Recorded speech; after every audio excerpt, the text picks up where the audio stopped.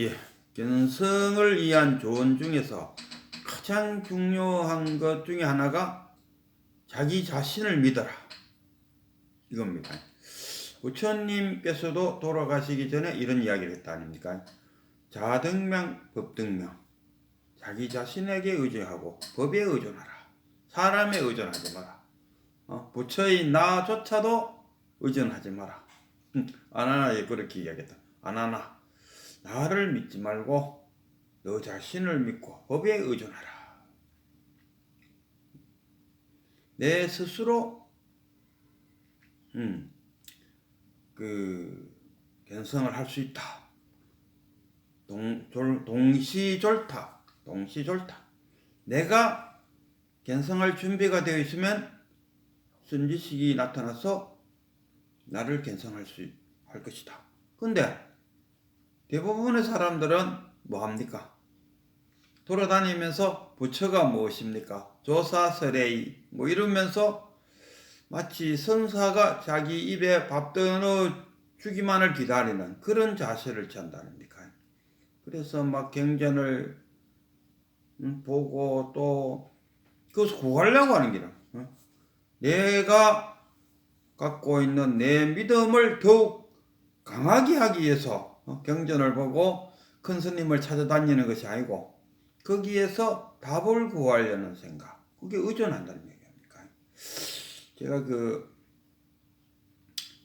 조주선사 이야기를 하나 하죠. 조주선사가 있는데 그 조주선사가 어디에 살았는가 하면 오대산 부근에 살았는 거죠. 그러니까 이제 오대산이 뭐 하느냐 하면은 그 문수보살이 오대산에 산다. 그래서 문수보살을 만나가지고 견성을 구하겠다 이런 이야기, 깨달음을 얻겠다 이런 이야기. 그래서 많은 그 수행자들이 오대산을 가고 있었어요. 그 오대산 가는 그 길목에 노파가 앉아 있었는데 그 노파한테 가는 이 길로 가면은 어느 길로 가면은 오대산으로 갑니까? 하면 노파가 족바로 가시오. 그래갖고 이제 족바로 지키던 족바로 가면은 또 저 멀쩡한 스님 한 분이 또 저리 가는구나 이렇게 말해. 그 앞말단하고 가는 스님도 불러요. 스님 어디 가세요? 예, 오대산 갑니다. 그러면 족바로 가세요. 그러고 족바로 가고 있는 뒤통수에 대놓고 저 멀쩡한 스님 또 저래 가는구나. 이 이야기를 조주선사가 들었어요. 그리고 조주선사가 내가 내일 노파를 만나갖고 내가 노파를 간파하고 오겠노라 해서 조주가 이제 가서 이제 노파한테 오대산 가려면 어디로 갑니까? 하고 물으니까 노파가 족바로 가시오. 그러니까 조주선사도 족바로 가고 있는데 뒤통수에 대놓고 저 스님이 또 저래 가는구나. 그 소리를 듣자마자 그냥 바로 자기 절로 돌아왔어요. 그러고 나서 그 다음날 법당에 딱 올라가서 조주가 말하죠. 내가 어제 그 노파를 간파하였느니라. 아니 조주가 그 노파를 만나갖고 오대산 어디 가냐고 물어보고 노파가 족바로 가면 된다 해서 족바로 가는데 뒤에다 대놓고 저 스님 저리 가는구나 하고 이야기하니까 조주가 아무 말도 없이 자기 절로 돌아왔다니까. 여기서 누가 누구를 간파했단 말이냐. 조주가 뭘 노파한테 간파했다는 이야기죠. 또 어떤 이제 댓글에 어세식으로 말하면 댓글이죠. 거기에다가 노파가 오히려 조주를 간파했다. 뭐 이런 이야기가 나오지 않습니까? 그러나 그 공안이 던지는 의미가 뭐겠습니까? 조주냐 노파냐? 그거 아닙니다. 자기 자신을 자기가 간파했다. 내가 내한테 간파당했다 이겁니다. 뭘 간파당했냐? 깨달음을 누군가에게 의지해서 얻고자 하는 그 마음이 간파당했다. 이런 이야기 아니겠습니까? 이 공안이 우리에게 주는 메시지가 그거지 않습니까? 노파가 조주를 간파하고 아니면은 조주가 노파를 간파했느냐. 그거 따지기려고 이 공안이 만들어진 것이 아니고 견성을 하고자 하는 얻고자 하는 그 마음을 간파하는 거죠. 내가 내 마음을 간파했다 이런 이야기 아닙니까? 오대산에 가서 문수보살을 만나면은 문수보살이 자기를 깨닫게 해줄 것이라는 그런 생각을 갖고 있다. 그런 생각을 버리라. 우리가 큰 스님을 만나서 견성을 원한다고 앉아서 큰 스님이 자기를 견성시켜주기만을 기다리고 있다면은 그게 얻고자 하는 거 아닙니까? 그 얻고자 하는 마음을 버리고 자기 자신을 믿어. 내가 내 스스로 얻을 수 있다. 내가 한 마리의 그 계랄 안에서 빽빽거리면서 바깥으로 나갈 수 있다는 신호를 보낼 수 있는 사람이 될 수 있다. 그걸 보낼 수 있는 사람이 돼야 동시졸탁이 이루어지지 않겠습니까? 근데 그 뺑아리 소리도 내지 못하는 주제에 바깥에서 쪼아지기만을 기다리면은 설사 만약에 쪼아주면은 죽죠. 그 마조 선사나 그 마조나 속도 스님 같은 동시대 사람입니다. 그 두 분의 그 어록을 보면은 그 깨달음을 일으켜주는 방식이 거의 비슷해요. 그래갖고 어떤 그 예를 들어갖고 그 마조를 찾아온 어느 스님이 마조한테 와서 부처가 무엇입니까 하고 물었을 때, 그 부처야 뭐 네 마음속에 들어있지. 뭐 이런 식으로 이야기를 하니까 이 스님이 자기는 그래도 뭔가 큰 스님으로부터 하나 깨달음을 얻으려고 왔는데 이야기 들어보니까 이거 뭐 자기가 기대한 거하고 영 아니지 아닙니까? 그래갖고 이제 막 아이고 인연이 아닌갑다 하고 돌아서 나가는데 마조가 야 하고 부른다 아닙니까? 대덕 하고 부른다 아닙니까? 대덕 하고 부르니까 자기도 모르게 턱 뒤돌아본다 아닙니까? 그 뒤돌아보는 놈이 누구냐?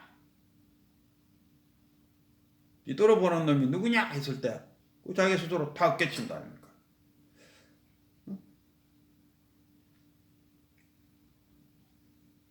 그 자신을 믿고 그 자기 자신이 견성할 수 있다는 강한 믿음을 갖고 선사를 만날 때 가능하다 싶어요. 제 경우도 그랬어요. 제가 그 경주에 있는 백운암의 백운 스님 유튜브에서 그 스님의 설법을 들어봤어요. 이런 분이면 충분하다.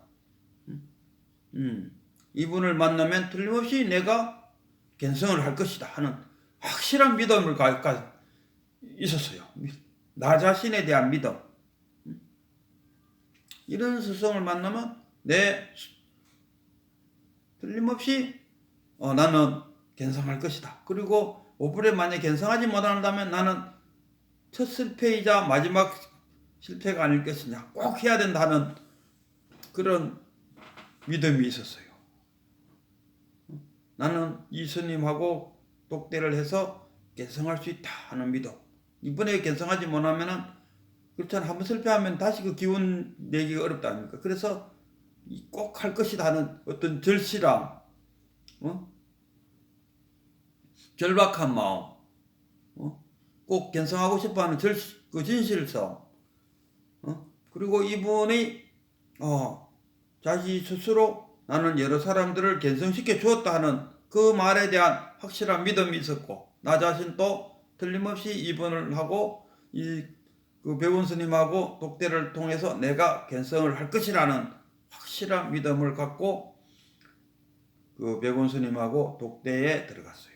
그래서 독대를 하고 이제 그 견성을 할 수 있는 이런저런 이야기를 하고 있을 때 제 뭐가 이런 생각이 들었어요. 스님 됐어요. 나는 봤어요. 더 이상 스님이 말씀하지 않아도 저는 이제 됐어요.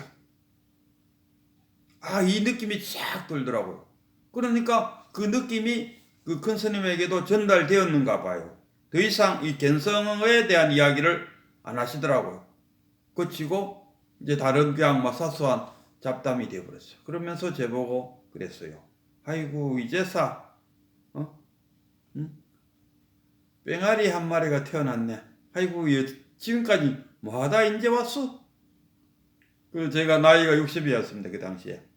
60살에서 그 그 스님은 이 깨달음은 공부의 시작으로 보고 있습니다. 저도 그게 동의하고. 그러니까 60살에 깨달아서 갖고 이제 언제 또 공부하냐 이겁니다. 그러니까 저는 그렇게 그 스님한테 했죠. 아이고 뭐 해봐야 뭐 이제 겨우 인생 절반밖에 안 살았는데요. 저도 이런 이야기를 했었어요. 그래서 저도 앞으로 지금 유튜브를 지금 제가 500회를 했어요. 500여일을 했는데 앞으로 한 1000번을 할 생각입니다. 이 유튜브를 하는 이유 중에 가장 큰 이유가 저희 그 깨달음에 대한 몰입. 그래서 한 1000번을 하면은 뭡니까? 깨달음이라는 것은 그 갬성, 그걸 돈오잖아요. 그럼 그 점수가 점점 올라가고 돈수가 탁 될 때,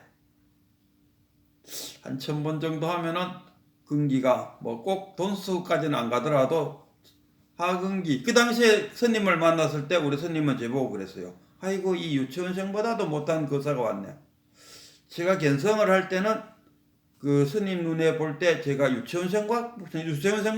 유치원생보다도 더 낮은 근기를 갖고 있었다 아닙니까? 그래도 견성은 이루어집니다. 왜? 저는 제 자신이 견성할 것이라고 굳게 믿었기 때문에. 그리고 내 앞에 있는 이 스님이 동시졸탁을 해줄 수 있는 어미닭이라는 것을 저는 확신하고, 그래서 동시졸탁이 이루어졌다. 저는 이렇게 생각합니다.